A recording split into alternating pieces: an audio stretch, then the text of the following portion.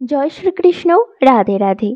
কলিযুগের 10,000 পর ঘটবে এক অদ্ভুত ঘটনা। ব্রহ্মবৈবর্ত পুরাণ অনুযায়ী কলিযুগের 10,000 বছর অতিক্রান্ত হওয়ার পর নানান বিচিত্র ও অদ্ভুত ঘটনা ঘটতে শুরু করবে। এ সময়ে ব্যক্তির আয়ু কমবে, তার পাশাপাশি ঈশ্বরের প্রতি বিশ্বাস কমতে শুরু করবে। এমনকি 10,000 বছর পর থেকে তীর্থক্ষেত্রগুলি এক এক করে বৈকুণ্ঠে প্রস্থান করবে। আরও কি কি ঘটতে চলেছে জেনে নিন বিস্তারিত। কলিযুগ সম্পর্কে পুরাণে বিস্তর বর্ণনা রয়েছে। অন্যান্য যুগের তুলনায় কলিযুগে ব্যক্তি স্বল্পায়ু হবে। ব্রহ্মবৈবর্ত পুরাণ অনুযায়ী কলিযুগের 10,000 বছর অতিক্রম হওয়ার পর অদ্ভুত ঘটনা ঘটবে। এই পুরাণে কলিযুগ সম্পর্কে যে ধরনের ভবিষ্যৎবাণী করা হয়েছে তা জানলে চমকে উঠবেন। ব্রহ্মবৈবর্ত পুরাণ অনুযায়ী কলিযুগের প্রায় 5,000 বর্ষ অতিক্রান্ত। আরও 5,000 বছর পর অর্থাৎ মোট 10,000 বছর কেটে গেলে ব্যক্তি এমন কিছু ঘটনার সাক্ষী হবেন যা তাদের স্তম্ভিত করে তুলবে। যুগে বিলুপ্ত হবে গঙ্গা, সরস্বতী, তুলসী। পুরাণ অনুযায়ী কলিযুগের 10,000 বছর কেটে যাবার পর সবার প্রথমে গঙ্গা, সরস্বতী ও তুলসী মর্ত থেকে বিলুপ্ত হতে শুরু করবে এবং বৈকুণ্ঠ ধামে প্রস্থান করবেন। এই তিন দেবী মর্ত ত্যাগ করার পর বৃন্দাবন, কাশী ও অন্যান্য সমস্ত তীর্থ ধীরে ধীরে বৈকুণ্ঠে ফিরে যাবে। কলিযুগে মর্ত ছাড়বেন জগন্নাথ। কলিযুগের 10,000 বছর অতিক্রান্ত হওয়ার পর শালিগ্রাম শ্রীহরির মূর্তি পুরুষোত্তম ভগবান জগন্নাথ মর্ত ছেড়ে নিজের ধামে প্রস্থান করবেন।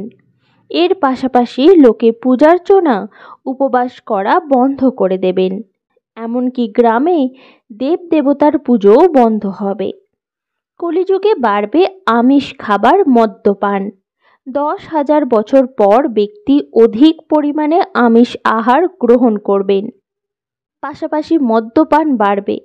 ব্যক্তি ক্রমশ মিথ্যাবাদী হয়ে পড়বে। স্ত্রী পুরুষ একে অপরকে প্রতারিত করবেন। কলিযুগে ব্যক্তি একে অপরের সঙ্গে শত্রুতা করবেন। কলিযুগ নিজের চরমে পৌঁছতে শুরু করলে ব্যক্তি নিজের পরিবারের সদস্যদের সঙ্গে অচেনাদের মতো ব্যবহার করবেন। ভাই ভাইয়ের সঙ্গে কথা বলবেন না। বোন ভাইয়ের সঙ্গে কোনো সম্পর্ক রাখবেন না। সম্পর্কের মাধুর্য থাকবে না। রক্তের সম্পর্ক ফিকে হবে। কেউ কাউকে সাহায্য করবে না। কলিযুগে কমবে অন্ন উৎপাদন। পুরাণ অনুযায়ী কলিযুগের 10,000 বছর কেটে যাওয়ার পর অন্নের উৎপাদন ক্রমশ কমে যাবে। অশ্লীল শব্দের প্রয়োগ বাড়বে। ব্যক্তির ব্যবহারে সভ্যতা থাকবে না। কলিযুগে ট্যাক্সের কারণে দুশ্চিন্তায় ভুগবেন। ব্রহ্মবৈবর্ত পুরাণ অনুযায়ী কলিযুগে ব্যক্তির কাছ থেকে অতিরিক্ত কর আদায় করা হবে। ব্যক্তি করের বোঝায় দুশ্চিন্তিত হয়ে উঠবে। এই যুগের মানুষ হিংস্র, নিষ্ঠুর ও মনুষ্যঘাতী হয়ে উঠবে। ব্যক্তি ক্রমশ নাস্তিক হবে। আয়ু কমবে। পাশাপাশি কলিযুগে নানান রোগে গ্রস্ত হয়ে পড়বে। কলিযুগ হল হিন্দু শাস্ত্র অনুযায়ী চতুর্যুগের শেষ যুগ। অন্য 3 যুগ হল সত্যযুগ, ত্রেতাযুগ ও দাপর যুগ। এই কলিযুগে পৃথিবীতে ধর্ম সংকুচিত হয়ে অধর্মের আধিক্য ঘটবে। পুণ্য হবে 1 ভাগ এবং পাপ হবে 3 ভাগ। মানুষ স্বল্প আয়ু নিয়ে জন্মাবে। তাদের আয়ু হবে মাত্র 10 বছর। নিজের হাতে 3.5 হাত হবে শরীরের আয়তন। মানুষের প্রাণ থাকবে অন্নে। গঙ্গা হচ্ছে এ যুগের তীর্থ।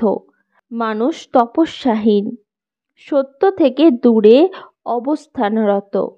রাজনীতি কুটিল, শাসক ধনলোভী, ব্রাহ্মণ শাস্ত্রহীন, পুরুষ স্ত্রীর অনুগত, পাপে অনুরক্ত, সৎ মানুষের কষ্ট বৃদ্ধি। দুষ্টের প্রভাব বৃদ্ধি। কলিযুগের শেষ অবতার হলেন বিষ্ণুর অবতার কল্কি। তিনি কলি পুরাণের নাশ ঘটিয়ে নতুন যুগচক্রের শুরু করবেন। কম ধনের অধিকারী হয়ে মানুষ এ যুগে বেশি গর্ব করবে। ধর্মগ্রন্থের প্রতি মানুষের আকর্ষণ থাকবে না। মাতা পিতাকে মানবে না। পুত্র পিতৃহত্যা বা পিতা পুত্র হত্যা করতে কুণ্ঠিত হবে না। ধনহীন পতিকে স্ত্রীরা ত্যাগ করবে, আর ধনবান পুরুষরা সেই স্ত্রীগণের স্বামী হবে। কলিযুগে ধর্মের জন্য ব্যয় না করে কেবল গৃহাদি নির্মাণে অর্থ ব্যয় করবে। মানুষ পরকালের চিন্তা না করে কেবল অর্থ উপার্জনের চিন্তাতেই নিরন্তর নিমগ্ন থাকবে। এই কলিযুগে কৃষ্ণ নাম জপ সকলকে উদ্ধার করতে পারে। মনু সংহিতায় বলা হয়েছে যে সত্যযুগে তপস্যা, ত্রেতা যুগে জ্ঞান, দাপর যুগে যজ্ঞ এবং কলিতে দানই প্রধান ধর্ম হয়। আজকের এই ভিডিও এই পর্যন্তই।